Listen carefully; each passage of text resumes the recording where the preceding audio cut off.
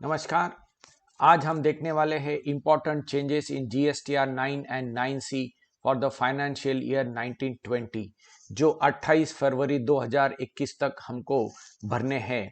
तो मैं सीए उमेश शर्मा आपके सामने लेके आया हूँ ये एक इम्पोर्टेंट टॉपिक, जहाँ पर जीएसटीआर 9 और 9C के अंदर हरदम कश्मकश होती है और कई प्रोफेशनल्स का सिचुएशन बड़ा अकवर्ड हो जाता है कि कौन सी इंफॉर्मेशन कहाँ भरनी है और कौन सी इंफॉर्मेशन 9C में। ये एक फनी स्लाइड मैंने आपके सामने रखी है, तो चलो फटाफट देखते हैं कि क्या है इंपॉर्टेंट चेंजेस। तो सबसे पहले दोस्तों हमको रेफर करने हैं नोटिफिकेशन नंबर 15(6) और सबसे मेन है नोटिफिकेशन नंबर 79 डेटेड 15 अक्टूबर 2020 का। यहाँ पर इंस्ट्रक्शन नंबर 11 देखना है जीएसटीआर 9 में क्या चेंजेस आए हैं उसके लिए, और इंस्ट्रक्शन नंबर 12 देखना है 9C के लिए। तो चलो दोस्तों हम देखते हैं नोटिफिकेशन नंबर 79 का इंस्ट्रक्शन नंबर 11। यहाँ से वो शुरू हो रहा है 11 से, और यहाँ पर हमको दिखता है जीएसटीआर 9 में कौन कौन से चेंजेस आए उसका। और फिर जब हम आगे चलते हैं तो इसको हमको मिलता है जीएसटीआर 9C के इंस्ट्रक्शंस। तो आपको ये नोटिफिकेशन अपने पास में वर्किंग पेपर्स के लिए रखना चाहिए। जीएसटी ऑडिट 1920 जब आप करोगे तो उसका जिस्ट मैंने यहाँ पर लिया है। हम देखेंगे पूरे प्रेजेंटेशन में क्या है वो चेंजेस। सबसे पहले तो टर्नओवर के अंदर कोई चेंज नहीं है। जीएसटीआर 9 मैंडेटरी है 2 करोड़ के ऊपर टर्नओवर, और 9C है वो 5 करोड़ के ऊपर। जो 17, 18, 18, 19 के लिए जो था वही 1920 के लिए कायम रहेगा।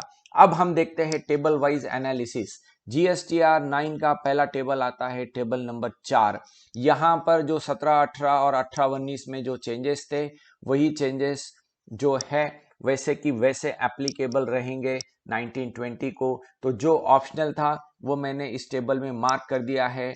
तो वो ऑप्शनल जो डेबिट नोट क्रेडिट नोट्स का था वो वैसे ही 1920 के अंदर है। 4K टेबल में भी वो ऑप्शन आप दे सकते हो। इसका मतलब ये हुआ कि 18-19 में जो हमने ऑप्शन यूज किए थे कि क्रेडिट नोट डेबिट नोट सारे ट्रांजैक्शन वो हम डिक्लेयर कर सकते थे एक ही जगह, तो वो अब एग्रीगेट वैल्यू जो है वो हम यहाँ पर 1920 में भी ले सकते हैं। फिर अब हमको नेक्स्ट देखना है टेबल नंबर 5। तो टेबल नंबर 5 में भी जो ऑप्शन था exempted nil rated non GST का, जहां पर हम कंबाइंडली बता देते थे, तो वो ऑप्शन अब 1920 में भी कंटिन्यू है। फिर टेबल नंबर 5 के अंदर भी क्रेडिट नोट्स डेबिट नोट्स और फिर जो बाद में हमने अमेंडमेंट्स किए थे उसको भी जो एग्रीगेट वैल्यू ऊपर बताना, वो ऑप्शंस 1920 को भी कॉमन रखे गए हैं। तो ये पॉइंट हमको नोट डाउन कर लेना चाहिए। फिर आते हैं सबसे इंपॉर्टेंट टेबल नंबर 6 के ऊपर। तो ये जो टेबल नंबर 6 है इसके अंदर मैंने रेड मार्क कर दिए हैं कि जो कि इंपॉर्टेंट चेंजेस है। यही चेंजेस आपको नोट डाउन करने हैं जब भी 9 आप फाइनल करोगे 1920 का। तो आपको ये ध्यान में रखना है कि हमारे लिए मोस्ट इंपॉर्टेंट चेंज क्या आया है। तो टेबल नंबर 6 में मोस्ट इंपॉर्टेंट चेंज आया है 6B 6C और 6D कॉलम के अंदर, जहां पर हम आईटीसी का ब्रेकअप जो है ये कंबाइन कर देते थे 17, 18, 18, 19 के अंदर। ये ऑप्शनल किया गया था इनपुट कैपिटल गुड्स और इनपुट सर्विसेज का। तो अब क्या चेंज आया है, तो अब हमको कैपिटल गुड्स को अलग से बताना है, बाकी इनपुट्स और इनपुट सर्विसेज हम एक करके बता सकते हैं। तो ये मोस्ट इंपॉर्टेंट चेंज आया है, ये हर एक ने नोट डाउन कर लेना चाहिए जीएसटीआर 9 भरते वक्त कि टेबल नंबर 6 में आईटीसी बताते वक्त कैपिटल गुड्स अलग से बताना है और इनपुट एंड इनपुट सर्विसेज हम एक करके बता सकते हैं। तो ये एक ऑप्शनल है, आप चाहे तो पूरा ही अलग अलग बता सकते हो। So this is the most important change in GSTR 9 in table number 6 of 1920। वही हमको आगे 6E के अंदर भी ध्यान रखना है टेबल नंबर 6 में। यहाँ पर कैपिटल गुड्स का ब्रेकअप हमको अलग से बताना है। फिर टेबल नंबर 7 में कोई ज़्यादा चेंज नहीं है, ऑप्शंस कंटिन्यू है जो 17, 18, 19 में थे वही ऑप्शन अब आगे भी कंटिन्यू रहेंगे। फिर नेक्स्ट है हमारा टेबल नंबर 8। यहाँ पर थोड़ा ध्यान दे दे क्योंकि 2A के रिकंसिलेशन हम यहाँ देंगे। यहाँ पर एक कॉस्मेटिक चेंज किया है उन्होंने, सितंबर 2019 निकाल के यहाँ पर स्पेसिफाइड डेट दे दी है टेबल नंबर 8C के अंदर। तो टेबल नंबर 8 से ऑटो पॉपुलेशन होके 2A की फिगर आएगी, फिर उसका रिकंसिलेशन देना पड़ेगा, और अगर वो टैली नहीं होता है तो आप 9C के नोट्स में दे सकते हो, या सिस्टम का 2A अलग दिख रहा है, ऑटो पॉपुलेटेड 2A अलग दिख रहा है, तो 9C में PDF फॉर्म में आप जोड़ भी सकते हो। फिर 10 से लेके 13 के जो GSTR 9 का टेबल है वहां पर 10 और 11 मैंडेटरी है, और 12 और 13 कॉलम के अंदर एक छोटा सा चेंज आया है, वो है कॉलम नंबर 13 में। कॉलम नंबर 13 में उन्होंने यहाँ पर क्या किया है कि जो 180 डेज है उसका अगर कोई रिवर्सल करता है फाइनेंशियल ईयर 1920 में और उसको रिक्लेम करता है 2021 में, यानी अगले साल, तो एग्जांपल मैं दे दूं कि 1920 में हमने कोई आईटीसी लिया, 180 दिन में पेमेंट नहीं किया, 1920 में रिवर्सल कर दिया, पर उसको रिक्लेम किया 2021 में जब हमने उसको पैसा दे दिया, तो यहाँ पर वो टेबल नंबर 13 में नहीं बताना है 1920 के। तो ये क्लैरिफिकेशन नोटिफिकेशन नंबर 79 से आया है, तो ये एक नोट डाउन कर लेवे कि 180 डेज का रिवर्सल और रिक्लेम अगर 2021 में है तो उसको हमको 2021 में शो करना है। तो ये एक चेंज आया था। फिर टेबल नंबर 15 और 16 में कोई ज़्यादा चेंज है नहीं।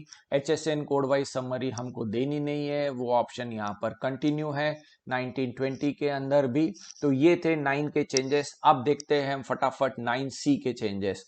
क्या 9C में कोई बदलाव आया है क्या? तो टेबल नंबर 5 में कोई बदलाव आया नहीं है। जो ऑप्शंस थे हमारे 5C के, 5D के, 5E के, वो 1920 के अंदर भी कंटिन्यू है। वही 5F वाले, 5G वाले भी कंटिन्यू है हमारे इस 1920 के GSTR 9C में। तो टेबल नंबर 5 में कोई ज़्यादा चेंज है नहीं। फिर टेबल नंबर 12 के अंदर तक भी कोई ज़्यादा चेंज है नहीं, यहाँ पर सिर्फ कॉस्मेटिक चेंज उन्होंने कर दिया था कि नेक्स्ट फाइनेंशियल ईयर लिया है। तो अगर हम मोटा मोटी देखते हैं तो टेबल नंबर 14 भी ऑप्शनल है 9C के अंदर। तो जो हम 17, 18, 18, 19 में करते आए थे ऑप्शनल, वो 1920 के अंदर भी कायम है। तो वो कंटिन्यू रहने के कारण अब हमको 9C में कोई ज़्यादा चेंजेस नहीं है। अब आते हैं मोस्ट इंपॉर्टेंट एक पॉइंट जो हम सबको डिस्कस करना है कि which is the better option. अगर मुझे आउटवर्ड की लाइबिलिटी आती है जीएसटी ऑडिट में तो मैंने क्या करना चाहिए?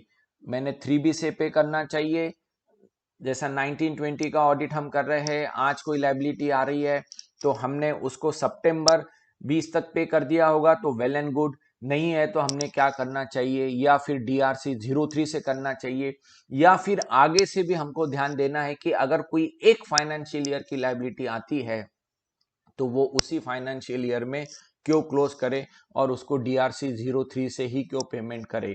तो वो जो सिस्टम है हमारा कि आगे के सितंबर मंथ में लेके जाना, वो सिस्टम हमने अभी रोक देना चाहिए। वो फाइनेंशियल ईयर 2021 में भी हमने ध्यान देना चाहिए। ये मैं सवाल क्यों उठा रहा हूँ, तो अब जो नेक्स्ट स्लाइड आप देखोगे तो उसमें आपको ध्यान में आएगा कि अब 26 ईयर्स जो इनकम टैक्स का है फॉर्म, उसके अंदर 3B का डेटा रिफ्लेक्ट हो जाता है। वहां पर पूरे टर्नओवर 12 महीने के हमको दिखते हैं, पर यहाँ पर बाइफर्केशन नहीं मिलता कि हमने अगर मान लो पुराने टर्नओवर 18-19 का कोई टर्नओवर यहाँ बताया होगा, फिर 19-20 के रिटर्न्स में उसको शो किया होगा, तो यहाँ पर हमको बाइफर्केशन नहीं मिलता। तो जब हम आगे कोई अब टर्नओवर बताते हैं नेक्स्ट ईयर के सितंबर मंथ तक, तो अब दिक्कतें होने वाली है इनकम टैक्स में और जीएसटी में। रिकंसिलेशन कंटिन्यूअस बेसिस पे करते रहना पड़ेगा। तो मेरी आपको एक सजेशन है कि अब से आगे फाइनेंशियल ईयर चेंज होने के बाद में अगर पुराना फाइनेंशियल ईयर की कोई लाइबिलिटी आती है तो बेटर है कि हमने DRC 03 से उसको पेमेंट करके क्लोज करना चाहिए। तो भले ही एक साल में रिको रहेगा पर नेक्स्ट ईयर का डिस्टर्बेंस नहीं होगा। तो ये था मेरे तरफ से एक इंपॉर्टेंट सजेशन आपको। और फिर हमने अभी GSTR ITR जो भरे हैं 1920 के हाल ही के अंदर इनकम टैक्स में, वहां पर भी हमने टर्नओवर बताए हैं कि ग्रॉस रिसिप्ट GSTR 3B के हिसाब से कितने हैं। तो वो भी 1920 का ऑडिट करते वक्त हर एक लोग चेक कर लो, क्योंकि अब इनकम टैक्स और जीएसटी साथ में ही चलेगा, दोनों तरफ डिविएशन हुआ तो नोटिसेस आएगी। अब हम आते हैं कुछ इंपॉर्टेंट पॉइंट्स जो जीएसटी एनुअल रिटर्न और ऑडिट करते वक्त हमको ध्यान में रखने हैं। तो सबसे बड़ा चेंज आया है वो है compliance of rule 36(4) with effect from 1 अक्टूबर। वो है 20% का जो आईटीसी 2A में नहीं रिफ्लेक्ट हो रहा है उसका।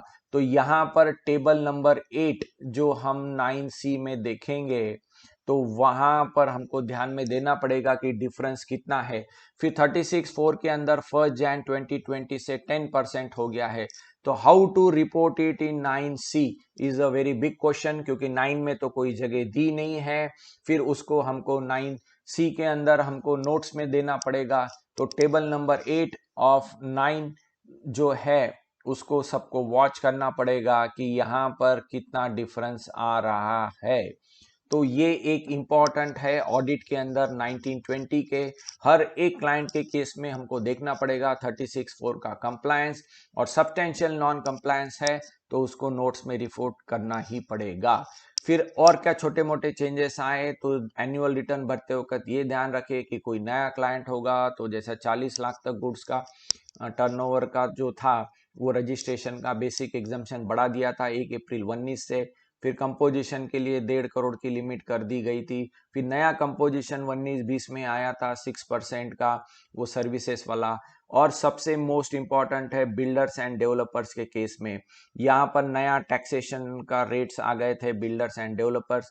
तो जो भी 1920 का बिल्डर्स एंड डेवलपर्स का ऑडिट करेगा उसको बड़ा खासा ध्यान रखना पड़ेगा कि कौन सी चीजें देखनी है कौन सी नहीं, क्योंकि जैसे आरसीएम की लाइबिलिटी है 1%, 5%, अफोर्डेबल, नॉन अफोर्डेबल, एक अलग से मैं प्रेजेंटेशन और एक वीडियो बना दूंगा, audit of real estate developers and builders in the year 1920।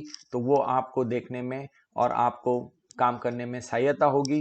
तो ये था अपना 1920 का मोस्ट इंपॉर्टेंट अपडेट ऑडिट के रिलेटेड।